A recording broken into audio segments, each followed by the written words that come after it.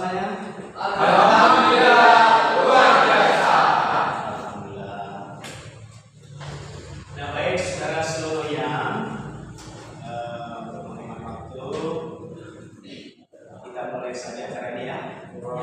Assalamualaikum warahmatullahi wabarakatuh. Waalaikumsalam warahmatullahi wabarakatuh. Pertama sekali kita bersyukur kehadiran Allah Subhanahu wa Ta'ala yang hingga saat ini memberikan kesehatan kepada kita seluruhnya, sehingga dengan nikmat yang diberikan Allah kepada kita, kembali kita dapat mengikuti kegiatan aktivitas kita, yaitu belajar di ruangan yang berbahagia ini. Untuk pertemuan kali ini akan kita sajikan penampilan atau presentasi dari kelompok 3. Namun sebelumnya perlu saya sampaikan bahwa pada pertemuan yang lalu, saudara masih ingat kan tentang bagaimana kita membuat instrumen? Masih ingat? Ya. Justru karena itu, setelah saudara bisa, sanggup dan sudah mencoba bagaimana cara membuat instrumen, maka kali ini kita belajar bagaimana cara menentukan suatu instrumen itu yang valid dan reliable. Ya. Jadi pada diskusi ini nanti atau presentasi dan penampilan kelompok 3 ini diharapkan ya supaya terjadi interaktif yang baik. Kalau ada pertanyaan, saran, ya kemudian kritik boleh juga kalau memang perlu atau memang diperlukan dalam ini diperbolehkan. Ya, harapan saya nantinya saudara betul-betul paham apa yang dimaksud dengan validitas instrumen itu seperti apa, ciri-cirinya seperti apa, syaratnya seperti apa, dan realitas instrumen juga seperti apa. Paham ya? Ini yang menjadi tujuan daripada pembelajaran kita pada kesempatan kali ini. Baik, itu saja yang perlu saya sampaikan. Dan untuk selanjutnya, waktu saya serahkan sepenuhnya kepada kelompok 3. Dan itu kepada moderator, saya persilakan untuk mengambil posisi di kursi saya. Oke, demikian saja yang saya serahkan kepada moderator. Silakan.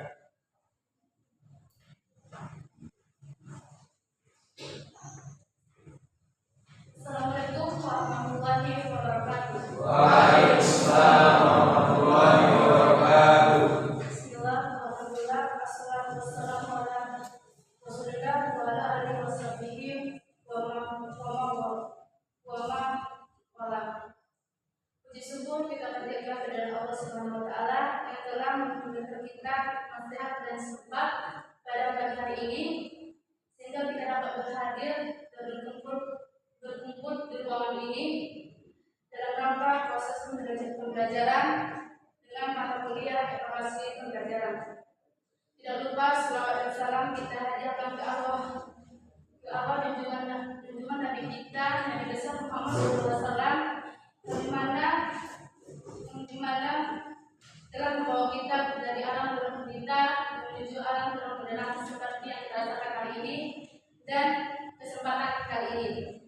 Yang saya hormati Bapak Dr. Selamat Riyadi MPD selaku dosen pengampu mata kuliah evaluasi pembelajaran pada hari ini, dan tak lupa ucapkan terima kasih kepada teman-teman semua yang menyempatkan hadir pada proses pembelajaran pada hari ini. Adapun tujuan kami sini adalah untuk memaparkan hasil diskusi mengenai materi kami yang berjudul validitas dan reliabilitas instrumen. Nah, dalam presentasi materi kami pada hari ini terbagi menjadi 3 bagian. Yang pertama, pembukaan oleh saya sendiri selaku moderator. Yang kedua, pemaparan materi oleh rekan saya Asiana sebagai pemateri pertama. Saya Isra Simon sebagai pemateri kedua. Saya Desa sebagai pemateri ketiga. Dan yang ketiga, sesi tanya jawab, yang dimana sesi tanya jawab ini terbagi menjadi 2 bagian, yaitu sesi pertama dan sesi kedua. Sesi pertama ada 3 pertanyaan dan sesi kedua juga ada 3 pertanyaan. Itulah tadi sedikit pemaparan dari saya tentang presentasi kali ini. Sekarang kita masuki materi yang mana materi pertama yang dibawakan oleh saudari Tersiana. Kepada saudari Tersiana.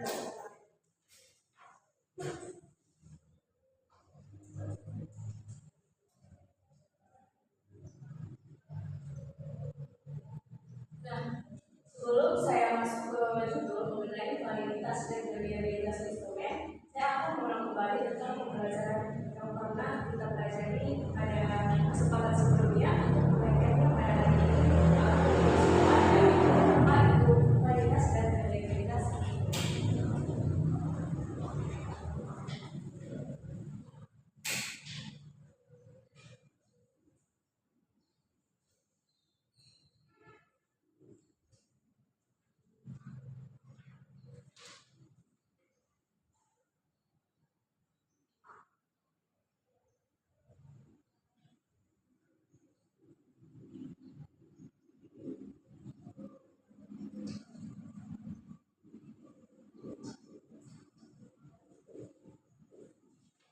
Nah, pada kesempatan sebelumnya kita sudah pernah belajar mengenai analisis struktur soal, di mana pada analisis struktur soal kita ketahui bahwa itu dibagi menjadi dua. Yang pertama ada analisis kualitatif dan yang kedua ada analisis kuantitatif.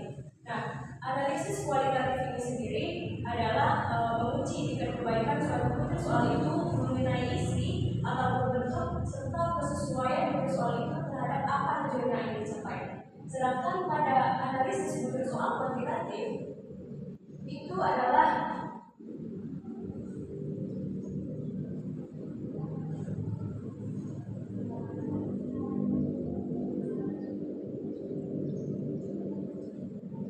menguji tingkat kebaikan suatu struktur soal itu dengan cara teknik statistik. Nah, di mana teknik statistik ini dibagi ke dalam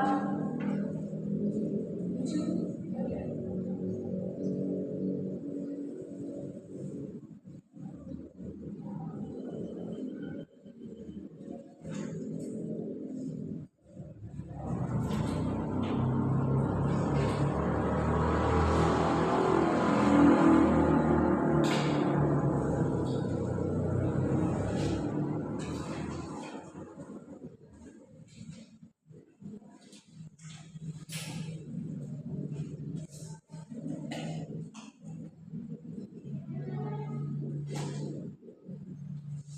Nah, pada poin ketiga pertama itu ada mean, median, dan modus, di mana ini sudah pernah kita pelajari pada mata kuliah statistika pada semester 2, dan untuk yang dua di bawahnya pada tingkat kesukaran dan daya berbeda itu sudah pernah kita pelajari pada kesempatan sebelumnya.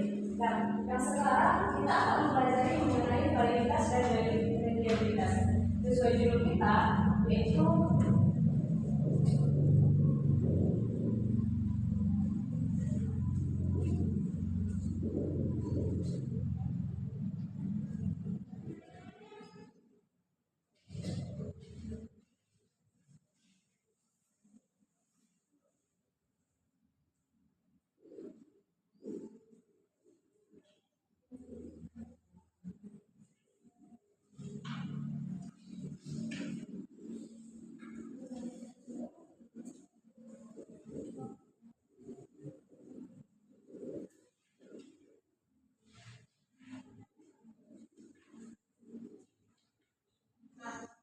itu ada tiga kata. Yang pertama ada validitas, yang kedua ada reliabilitas, dan yang ketiga ada eksperimen.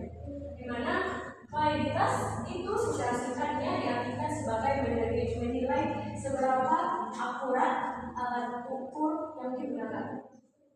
Nah, pada reliabilitas itu menilai seberapa konsisten alat ukur yang digunakan tersebut. Jadi ketiga ini akan sangat saling berkaitan satu sama lain. Karena instrumen itu perlu dilakukan validitas serta reliabilitas untuk menjadikan sebuah instrumen itu baik dan benar.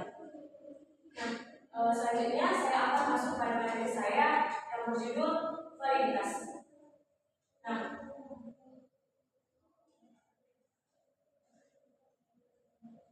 validitas berasal dari kata validity yang berarti sejauh mana ketepatan atau kecermatan alat ukur tersebut dalam melakukan fungsi ukurannya.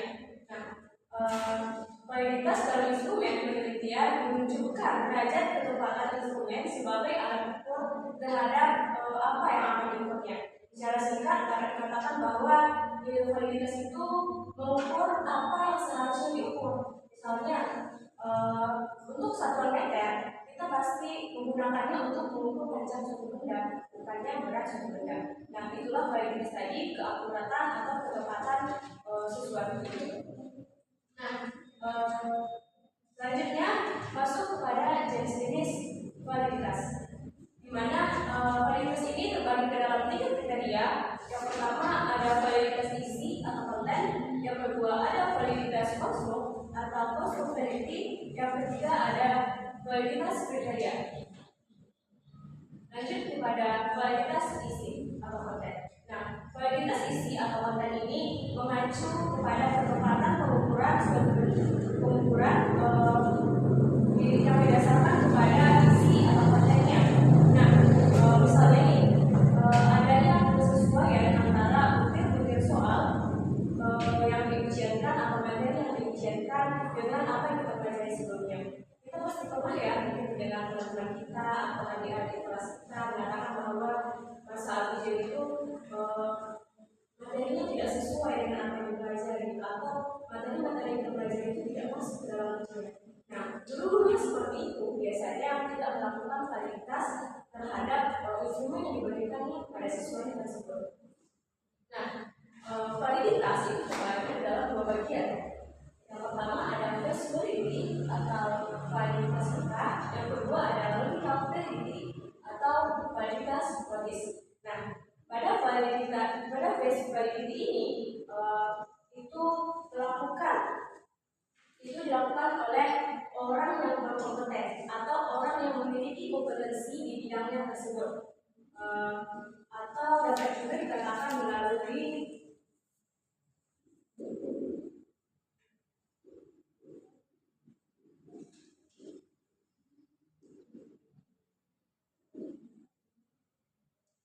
expert judgment. Nah, expert judgment itu apa? Nah, expert judgment itu sendiri merupakan pertimbangan pendapat para ahli atau orang yang sudah berpengalaman. Nah, para pakar atau ahli ini akan menelaah isi-isi tes untuk memastikan bahwa butir-butir soal tersebut apakah memang sudah mewakili seluruh konten atau materinya atau belum, apakah sudah sesuai dengan instrumen yang baik, yang benar atau belum. Nah, sekarang masuk kepada yang kedua, yaitu ada logical validity. Logical validity ini melakukan definisi tingkah laku terhadap tesnya. Nah, singkatnya begitu. Lanjut, validitas konstruk. Validitas konstruk itu adalah salah satu jenis tipe validitas internal nasional untuk menunjukkan sejauh mana instrumen tersebut mengungkap suatu konstruksi teoretik yang hendak diukur. Nah, jika dalam validitas konstruk ini lebih menekankan kepada telaah konstruk teorinya.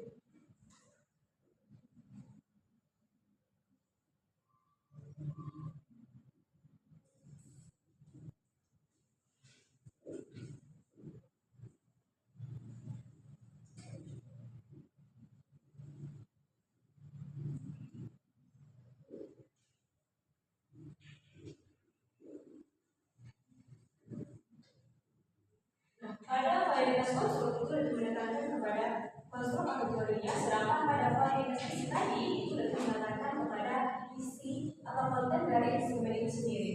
Nah, uji validitas konstruk ini tidak jauh berbeda dengan validitas isi karena itu sama-sama menggunakan metode expert judgment itu sendiri yang menggunakan pendapat para pakar atau ahli. Nah, selanjutnya contohnya misalnya jika seorang ingin melakukan pengukuran terhadap seorang siswa kan untuk mengukur minat terhadap matematika. Nah, seseorang tersebut sebelum melakukan instrumen penelitian kepada siswanya, mereka perlu mendefinisikan dulu apa sih itu minat terhadap matematika. sendiri. Makanya mereka baru bisa menyiapkan instrumen mengenai dan terhadap matematika itu melalui definisi yang didapatkan sebelumnya. Nah, untuk melahirkan definisi itu, maka perlu teori, karena tanpa teori maka instrumen tersebut itu hanya sebatas opini, bukan fakta. Makanya teori itu sangat dibutuhkan pada validitas kosong. Itulah yang menjadi dasar dalam validitas ini. Nah, jika teori yang dibuat itu atau yang diajukan itu sudah benar, maka secara otomatis pengumpulan atau alat ukur yang digunakan itu sudah pasti valid. Nah, masuk kepada jenis yang ketiga, yaitu ada validitas kriteria. Nah, validitas kriteria ini juga disebut dengan validitas empiris. Nah, validitas kriteria ini itu digunakan ketika nilai atau skor tes itu dihubungkan dengan suatu kriteria. Nah, validitas kriteria ini merupakan validitas yang melihat hubungan antara alat ukur itu sendiri dengan hal-hal yang berada di luar alat ukur itu. Luar alat ukur itu baik pada masa sekarang maupun pada masa yang akan datang.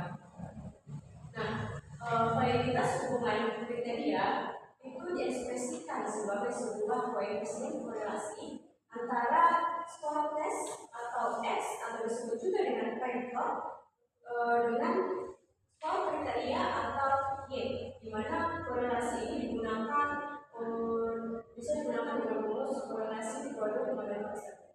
Nah, dengan rumus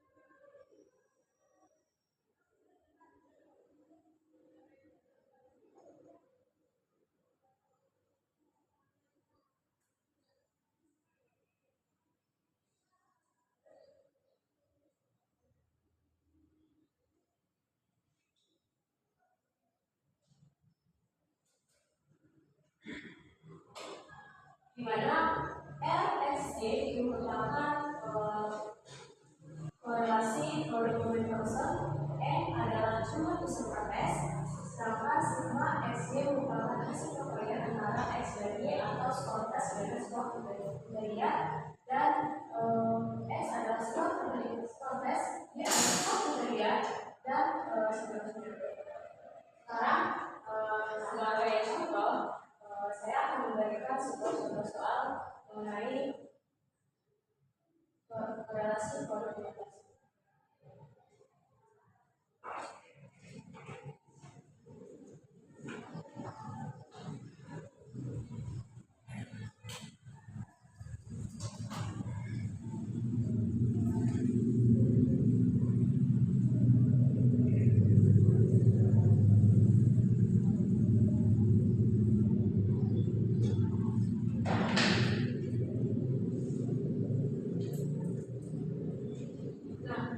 Soalnya tentukan apakah mungkin soal mengenai valid atau tidak dengan tingkat signifikansi itu 5%. Nah, pada butir soal nomor 3 kita jabarkan dulu.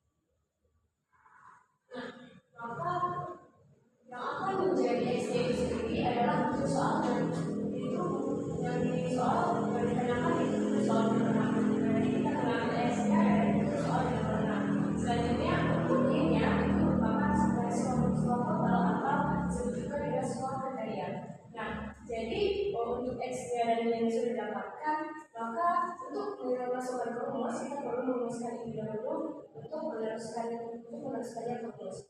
Nah, X kuadrat dari ini semua adalah ini, sedangkan Y kuadrat dari ini semua adalah ini, sedangkan X dikali Y tersebut adalah seperti ini. Sekarang kita masukkan ke rumus.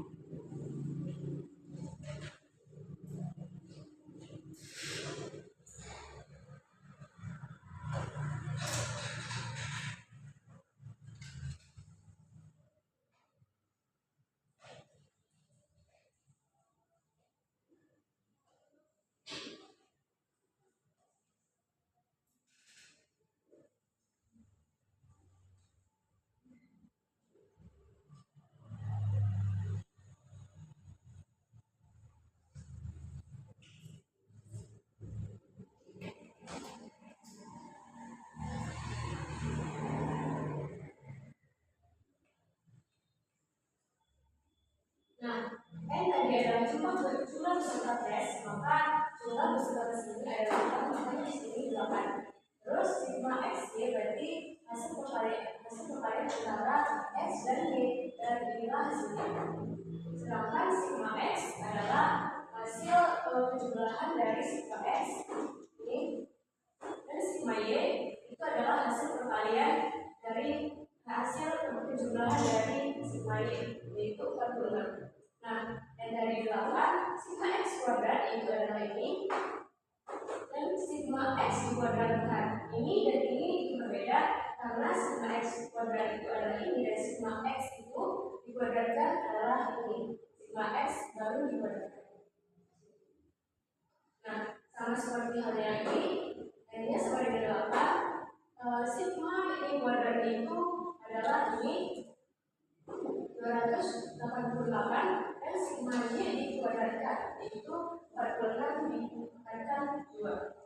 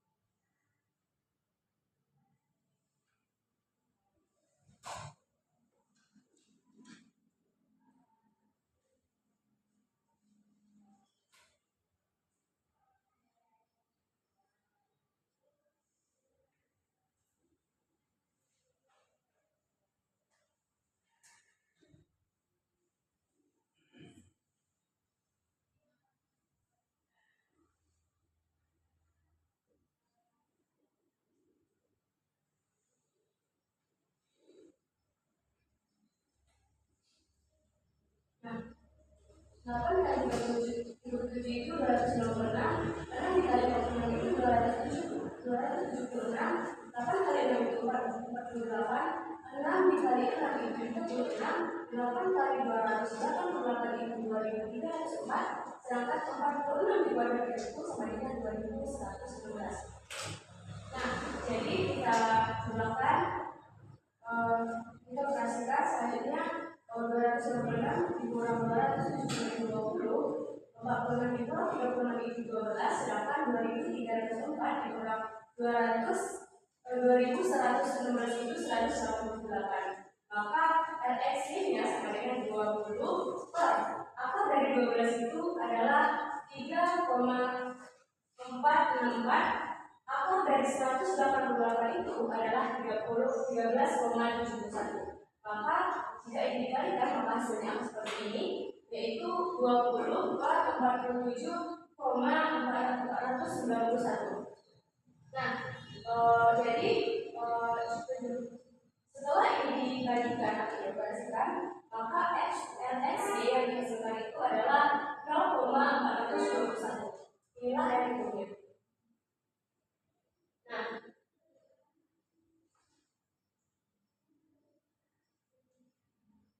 ini adalah tabel untuk menentukan apakah validitas soal ini atau usulnya yang digunakan ini valid atau tidak. Nah, karena ini soalnya 8, maka di situ paling di sudut kiri atas itu ada DR sama dengan N dikurangi 2. Jadi untuk mencari tabelnya itu N nya tadi 8 dikurangi 2 berarti 6. DF nya itu yang juga 6. Makanya saya dicari bagian yang 0,5 karena di soal tadi ada tingkat signifikansi 5%. Makanya di 0,5. Makanya tabelnya itu dapat didefinisikan 0,7067 atau dapat disingkat atau dapat dibulatkan menjadi 0,707. Karena R hitung itu lebih kecil dari tabel, maka soal tersebut atau soal tersebut tidak valid. Nah, sebaliknya jika R hitungnya itu lebih besar daripada R tabel, maka baru soalnya valid. Nah, ya. Terima kasih kepada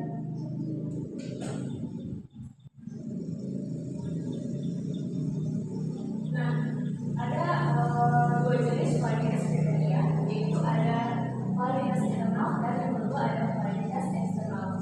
Nah, validitas internal ini adalah validitas yang menggunakan tes itu sendiri sebagai kriterianya, yaitu sebagai contoh ini tadi yaitu pada rumus korelasi produk pemberkasaan. Dan yang kedua yaitu ada validitas eksternal. Nah, pada validitas eksternal ini itu menggunakan skor dari tes lain yang dijadikan sebagai kriteria. Nah, dapat dikatakan bisa diambil tes lain di luar tes yang kita buat apabila tes tersebut sudah valid yang di luar ini atau sudah baku dapat dipercaya maka tes tersebut bisa digunakan. Nah, ini penjabaran validitas dari saya kembali kepada mereka. Terima kasih kepada saudari dari sejarah. Selanjutnya masuk materi kedua kepada saudari Elisa Ernestiwan.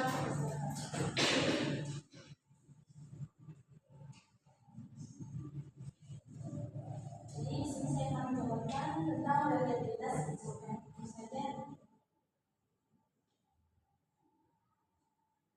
Yang pertama ada pengertian reliabilitas instrumen. Reliabilitas berasal dari kata reliability yang artinya sama dengan konsistensi dan dapat dipercaya. Instrumen yang reliable adalah instrumen yang ketika digunakan dalam kegiatan penelitian dengan suatu objek yang sama, maka hasilnya akan menunjukkan sama atau tetap walaupun pelaksanaannya dalam waktu dan kondisi yang berbeda. Reliabilitas juga dapat dikatakan sebagai koefisien korelasi antara dua skor dari yang didapatkan dari dua instrumen. Dan reliabilitas dan validitas merupakan indikator utama dalam sebuah tes yang mana validitas berhubungan dengan makna kebenaran dan reliabilitas berhubungan dengan ketetapan atau tidak percaya. Secara garis besar, dapat dikatakan bahwa reliabilitas menunjukkan konsistensi skor yang dihasilkan melalui pengukuran dengan menggunakan alat ukur. Mana sebuah tes memiliki reliabilitas tinggi belum pasti memiliki validitas yang tinggi. Tapi sebuah tes yang memiliki validitas yang tinggi sudah pasti biasanya memiliki reliabilitas yang tinggi.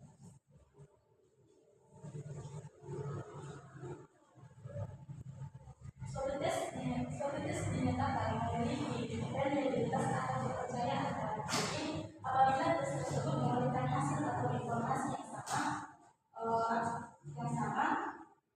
data informasi yang tetap apabila diujikan beberapa kali walaupun pada tes atau siswa yang berbeda. Selanjutnya adalah metode mencari besarnya nilai reliabilitas. Ada 3 metode mendasar untuk mengestimasi koefisien reliabilitas. Yang pertama ada pendekatan tes, yang kedua ada pendekatan bukti paralel, dan yang ketiga ada pendekatan konsistensi internal. Pada pendekatan pendekatan ini menggunakan alat ukur tes yang sama dan diujikan sebanyak 2 kali dalam kelompok tertentu. Subjeknya adalah kelompok yang sama, jadi kelompok itu menggunakan alat tes sebanyak 2 kali. Alasan digunakan metode ini adalah karena instrumen yang reliabilitasnya akan cenderung menghasilkan skor atau nilai yang tetap apabila diujikan 2 kali kepada responden atau subjek penelitian. Masalah yang kemungkinan muncul dari pendekatan ini adalah theory of effect, yang maksudnya ketidakpercayaan pada hasil eksperimen karena diberikan 2 kali. Maksudnya di sini adalah pengerjaan tes yang kedua kali pasti akan berhubungan dengan pengerjaan tes yang pertama kali. Kedua ada pendekatan bentuk paralel. Pendekatan ini membutuhkan 2 tes yang bentukannya sama atau paralel. Artinya tes yang diestimasi reliabilitasnya harus setara atau paralel baik dari jumlah soal item dan tujuan yang sama.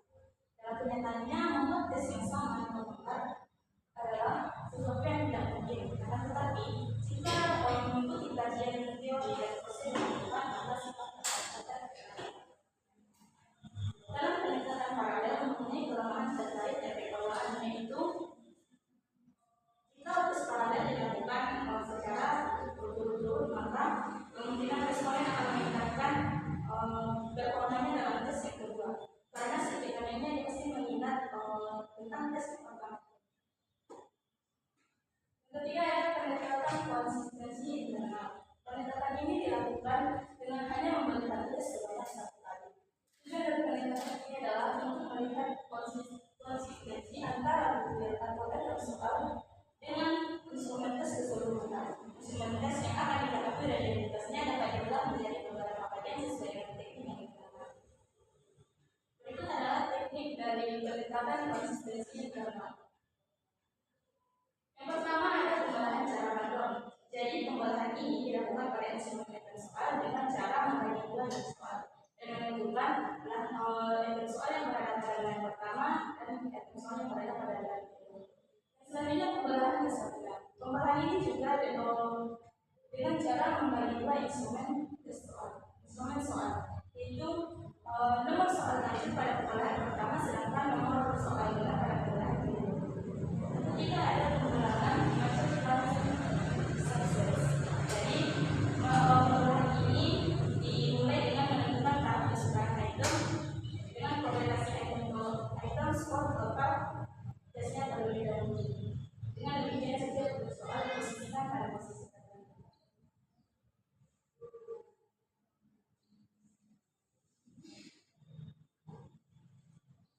Estimasi reliabilitas setelah pembelahan.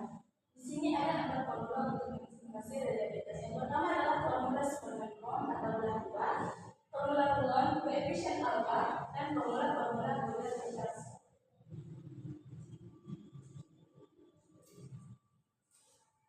Jadi di sini formula Superman ini digunakan pada pembelahan tes yang menghasilkan belahan yang paralel pada sekarang. Jadi di sini saya akan memberikan sejumlah soal tentang probabilitas Superman.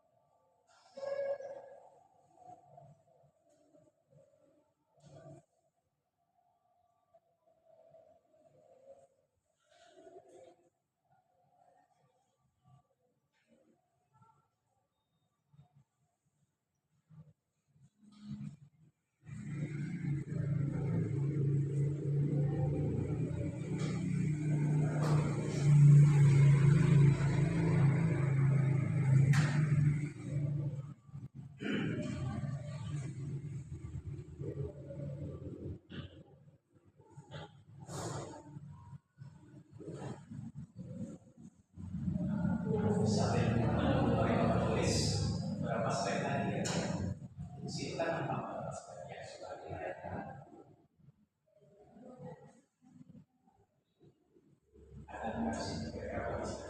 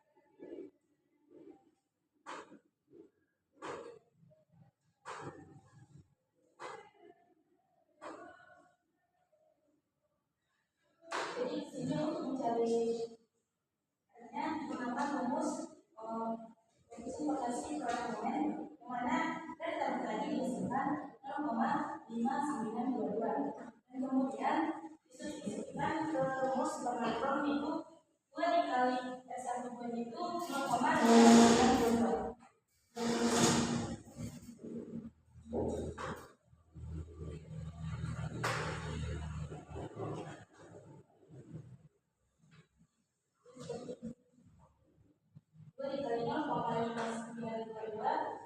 Per 1 ditambah 0,922.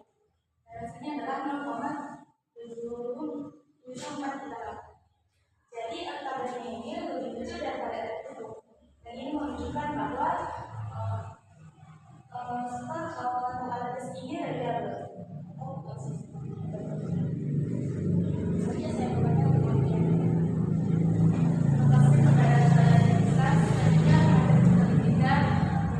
Oleh saudara Andresa, boleh ada di pemberian waktu yang selalu dipersingkat di waktu. Baiklah, terima kasih kepada moderator. Di sini saya akan memaparkan materi tentang koefisien alfa atau Krabbach. Koefisien alfa adalah menghasilkan reliabilitas yang akurat jika hasil pembelahannya bersifat paralel. Jika asumsi paralel tersebut tidak yakin dipenuhi, maka tidak dapat digunakan. Formula koefisien alfa untuk mengestimasi reliabilitas instrumen dengan dirumuskan sebagai berikut. Itu xx lebih sama dengan a sama dengan 2 kali 1 kurang S1 kuadrat tambah S2 kuadrat dan SX kuadrat, di mana S1 kuadrat dan S2 kuadrat adalah varian skor bilangan 1 dan bilangan 2 dan SX kuadrat itu varian skor tes.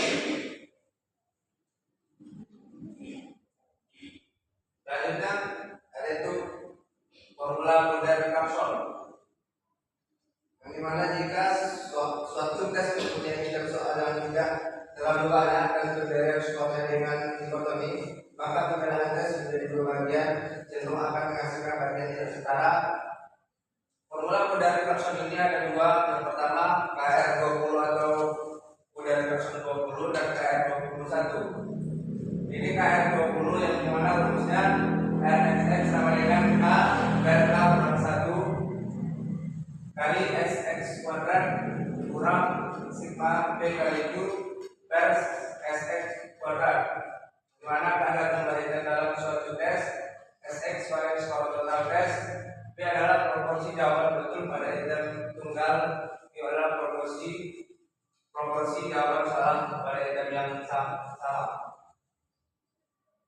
Yang kedua ada KR21, yaitu dengan rumus R sama dengan K kurang K per K kurang 1 kali 1 kurang M kali K kurang M per K kali ST kuadrat. Di sini saya akan membantu keterangan itu saat dikatakan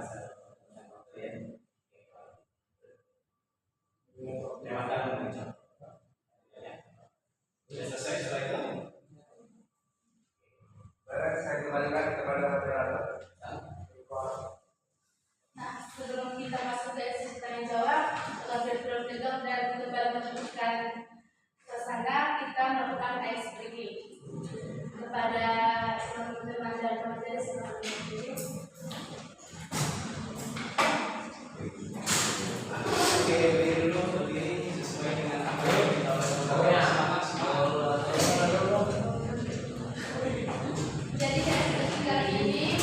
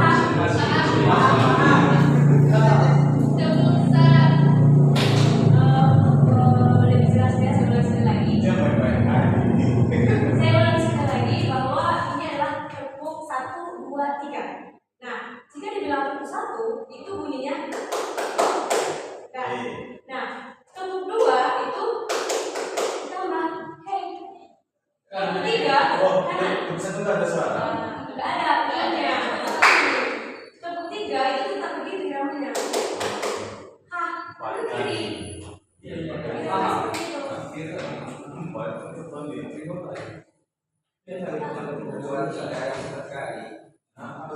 Dua sama tiga 4 kali. Jadi kita mulai. Tepuk 1, tepuk 3, tepuk 2, 1.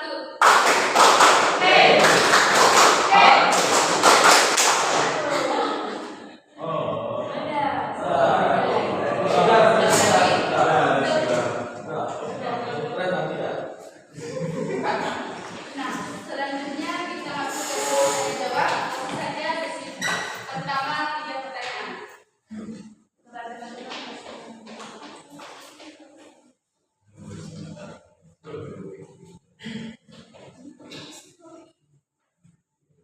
Assalamualaikum warahmatullahi wabarakatuh. Waalaikumsalam warahmatullahi wabarakatuh. Sebelumnya terima kasih kepada materi yang memberikan kesempatan kepada saya untuk bertanya. Dari pemaparan materi ketiga materi tadi, saya rasa sudah sangat bagus. Jadi dengan kebagusan tersebut menimbulkan pertanyaan di benak saya, yaitu pertanyaannya adalah bagaimana jika misalkan instrumen yang telah kita pilih itu tidak valid dan juga tidak reliable, apa yang harus kita lakukan? Demikian saya.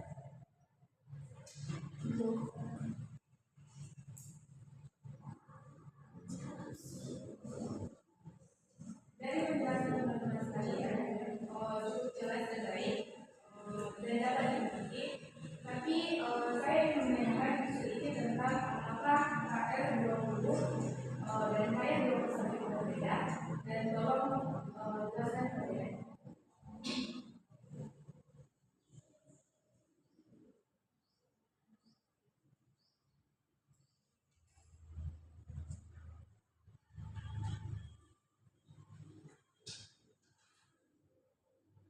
Baiklah, mohon saya dari sebagian saya ingin bertanya kepada kelompok 3 setelah penjelasan dari materi validitas instrumen koneksi dari Elsiana pada bagian validitas isi atau konten dan validitas konstruksi itu ada disebut contoh mengenai validitas tersebut. Nah, selanjutnya bagaimana dengan validitas kriteria? Apakah ada contohnya saat apa validitas ini digunakan? Terima kasih selanjutnya bertanya. Jadi pertanyaan pertama itu dari saudara Okan, yaitu bagaimana jika instrumen yang telah kita ujikan tidak valid dan tidak variabel? Apa yang harus kita lakukan dan bagaimana cara? Jadi itu ada kemudian menjawab. Saya akan menjawab dari saudara Okan, yaitu mengenai jika validitas itu atau variabel itu tidak valid, bagaimana apa yang harus kita lakukan? Nah, yang harus kita lakukan itu adanya evaluasi. Pertama kita harus mengevaluasi, kemudian mengganti instrumen tersebut dan mengujikannya kembali sehingga kita mendapatkan bukti atau item soal yang benar-benar valid atau reliable agar instrumen yang kita gunakan itu memang bisa menjadi sebuah acuan dalam penelitian kita.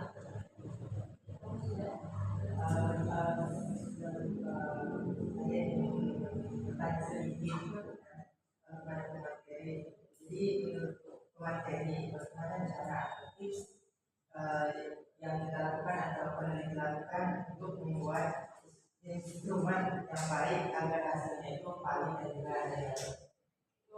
Sedikit tips yang saya ketahui mengenai cara membuat valid atau validitas atau reliabilitas itu valid itu yang pertama itu membuat konsep konstruk itu yang membuat konsep yang akan berarti, karena jika kita sudah membuat konsepnya dari awal kita pasti sudah tahu apa yang akan kita bukti, maka kemudian itu akan menjadi akan tersusun sehingga reliabelnya atau validitas itu akan bisa menjadi tinggi. Nah, yang kedua itu menggunakan level pengukuran yang tepat. Kita harus menggunakan level yang tepat. Tidak, maka itu digunakan pada level level. Yang ketiga, kita memperbaiki sampah yang digunakan. Misalnya, kalau kita tambah atau kita kurangi, sehingga yang digunakan saja. Nah, yang keempat yaitu memperbaiki pertanyaan misalnya, atau kita misalnya menggunakan sebuah buka angket. Kita harus memperbaiki isi angket tersebut dan mengujikannya kembali apakah untuk soal tersebut akan bisa lebih baik dari sebelumnya.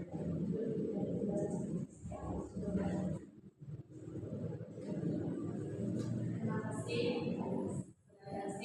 Pertanyaan kedua dari saudari dulu, apa perbedaan KR20 dan KR21? Terima kasih kepada saudari Lulu yang telah bertanya di sini. Saya izin menjawab pertanyaan dari saudari Lulu itu tentang perbedaan KR20 dan KR21. Itu dari Lulu sudah nampak kita tadi dijelaskan. Perbedaannya itu kalau dari KR20 itu rumusnya pakai PG. Sedangkan pada KR21 dia pakai SD atau men-skop total. Jadi pada KR20 dan KR21 pada rumus tersebut di KR21 lah kita lebih mudah mencari R-nya itu valid atau reliable atau tidak. Terima kasih. Dan untuk pertanyaan ketiga dari saudari Rosa, bagaimana tentang validitas kriteria? Apakah ada contohnya saat apa validitas ini digunakan dalam materi? Tadi memang sudah saya jelaskan mengenai contoh dari dua validitas ya. Sementara validitas kriteria itu belum sedikit digunakan. Maka seperti akan menjawab misalnya contoh ini kita gunakan pemakaian validitas kriteria ini pada tes intelijensi. Nah, tes intelijensi itu apa? Tes intelijensi itu adalah kemampuan berpikir abstrak, yaitu dalam hal ini misalnya kemampuan untuk mempertimbangkan, memahami, mendengarkan, bertindak atau beradaptasi terhadap lingkungan kita. Nah, itu dari tes intelijensi. Nah, jika tes intelijensi ini akan berkorelasi dengan rata-rata nilai akademis dengan asumsi bahwa jika hasil tes intelijensi itu kita tinggi, maka otomatis nilai akademis kita itu tinggi. Makanya tadi ada dikatakan bahwa validitas kriteria itu memiliki hubungan antara tes dengan suatu kriteria.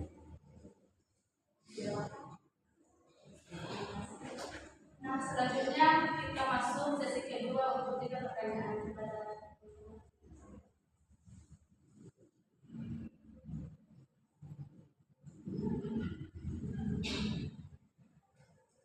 malu-malu saya bertanya dengan saudara. Ya, saya bertanya.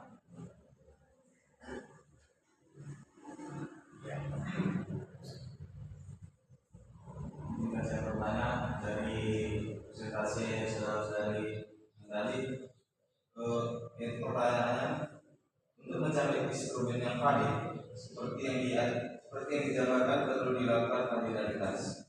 Apakah validalitas hanya dapat dilakukan untuk mengukur kualitas instrumen tes saja, atau dapat dilakukan dua cara untuk mengukur instrumen lainnya? Ya, mohon jawab.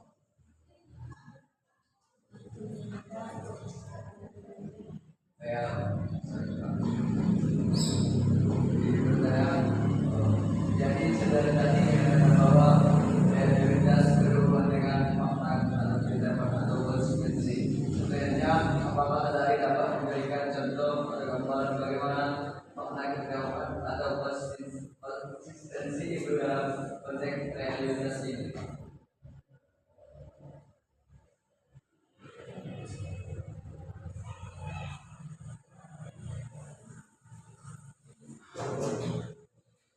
untuk pertanyaan pertama dari saudara Taufik tadi, apakah validitas hanya dapat dilakukan untuk mengukur kualitas instrumen saja atau dapat dilakukan untuk mengukur instrumen lainnya? Nah, validitas itu tidak hanya mengukur instrumen saja, itu juga dapat mengukur instrumen-instrumen lainnya.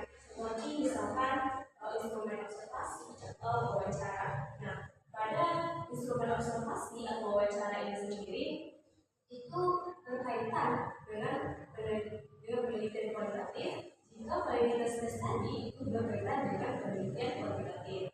Nah, pada validitas yang alat ukurnya itu tes, maka itu akan berkaitan dengan ketepatan serta kecermatan suatu alat ukur itu dalam menjalankan fungsinya. Sedangkan pada validitas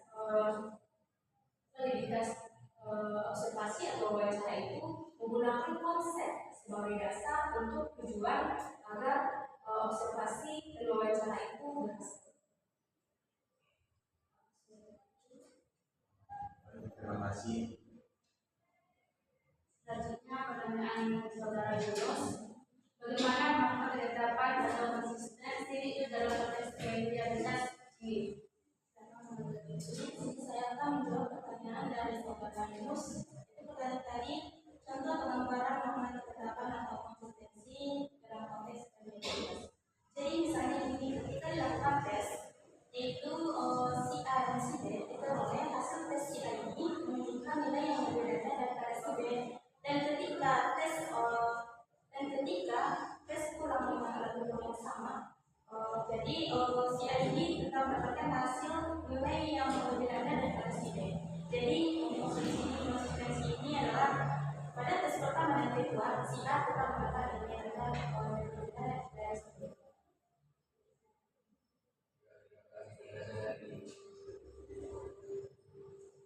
Jadi saya ingin bertanya juga berkaitan dengan pertanyaan saudara Yunus yang dijawab oleh saudara besar. Jadi bagaimana dengan nilai tes A dan tes B bisa dijadikan jumlah nilai tidak akan sama dengan tes A? Ya, benar. Ada kemungkinan bahwa jumlah atau nilai dari tes A dan si B pada tes pertama dan kedua akan berbeda. Tetapi konsistensi yang dimaksud di sini adalah tes A tetap mendapatkan nilai yang berbeda daripada si B.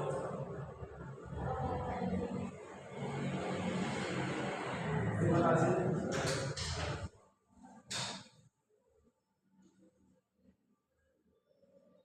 Apakah ada yang mau dimasukkan ke pertanyaan lagi? Itulah tadi hasil konsultasi dari kami. Untuk segala kekurangan kami mohon maaf dan semoga bisa kita diskusikan dengan waktu. Sekian kami tutup. Wassalamualaikum warahmatullahi wabarakatuh.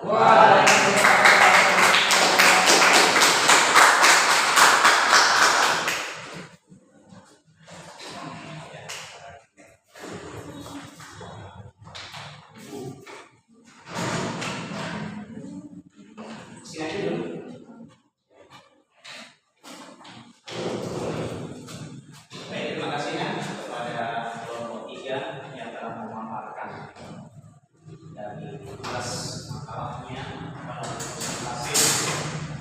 Semangatnya sangat luar biasa, ya, semangatnya sangat luar biasa. Sekali lagi kasih walaupun begitu, di sini ada beberapa hal juga yang perlu saya koreksi dari apa yang sudah disajikan oleh kelompok 3. Ya. Yang pertama dari teknis penulisan makalah ini ya seperti yang saya koreksi ya, berkaitan dengan penulisan tabel.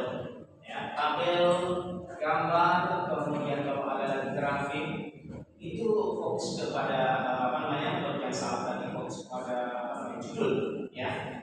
Dalam penulisan judul baik tabel, grafik ataupun satu lagi tadi gambar ya, itu pertama sekali kita lihat grafik, tabel atau satu lagi tadi gambar itu terdapat pada bab berapa ya. Kalau dia terdapat pada bab 3 misalnya, maka tuliskan situ gambar 3.1. Kalau lagi itu tabel mana? Kalau ada tabel kedua pada bab 3, berarti tabel 2, tabel 3.2 dan seterusnya. Jadi mulai dari beberapa dia tertulis di beberapa dia tulis, maka judul dari tabel itu mulai dari bab itu. Nah ya. Kemudian satu hal lagi yang perlu saya koreksi tentang objektivitas ya dalam penulisan ini, perlu adanya tahun.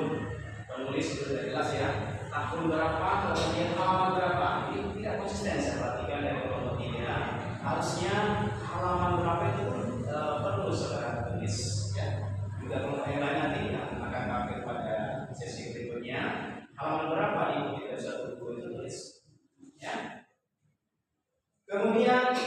masukan berikutnya dalam memberikan contoh. Nah ini ya, dalam memberikan beberapa contoh tadi sudah dituliskan. Memang semangatnya luar biasa saya perhatikan dari kelompok 3 ini, luar biasa.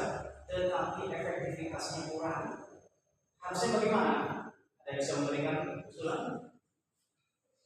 Harusnya bagaimana dalam memberikan contoh? Ada? Selain dipersingkat, harusnya alangkah bagusnya seandainya contoh ini persiapkan di presentasi itu, ya di makalah. Artinya tidak lagi menulis, gitu. Sehingga waktu dan tenaga kita habis untuk menulis di depan. Tugasnya aja di Ya, tugasnya aja diterapkan di aku. iya, boleh hasilnya aja digerakkan sana, jadi kalau bergerak cukup banyak gitu. Makanya persiapannya di poinnya ya, dari slide yang tadi tampilkan. Oke ya, untuk kelompok-kelompok berikutnya supaya diperhatikan ya, jangan terlalu dalam pengenalan terlalu boros gitu, habis untuk menulis dan keterangan habis juga. Nah berikutnya hal yang penting juga saya garis bawahi di situ adanya yel-yel tadi. Kayaknya yel-yel itu kurang apa gitu ya, kurang kebersamaan. Belum lagi sebelumnya. Sudah dikonfirmasikan kepada mereka. Nah di situ harusnya konfirmasi dulu. Nanti yang dapat seperti ini ya. Alangkah bagusnya. Ini kan efektivitas juga gitu ya. Efektivitas dan juga efisiensi dalam waktu gitu. Nah baik, poin-poin akhirnya sangat luar biasa sekali saya katakan seperti itu, semangatnya juga luar biasa. Jadi dari uraian begitu panjang lebar tadi dapat saya ambil suatu kesimpulan bahwa suatu instrumen yang valid itu adalah instrumen yang bisa digunakan untuk mengukur apa yang akan kita ukur. Itu satu. Kesimpulan yang kedua tentang reliabilitas itu menunjukkan adanya konsistensi ya atau kehandalan di suatu instrumen. Artinya kalau di sini baik instrumennya begitu kita uji cobakan pada suatu waktu dan tempat yang berbeda juga baik juga tidak berubah ya, itu handal namanya ya, handal dalam hal konsistensinya. Baik, itu saja dari kegiatan pertemuan kali ini. Harapan saya ke depannya supaya lebih dipersiapkan lebih matang lagi, terutama dalam hal pemasaran materi khusus untuk kelompok yang akan datang. Jadi demikian saja yang dapat kita sampaikan pertengahan pada kesempatan kali ini.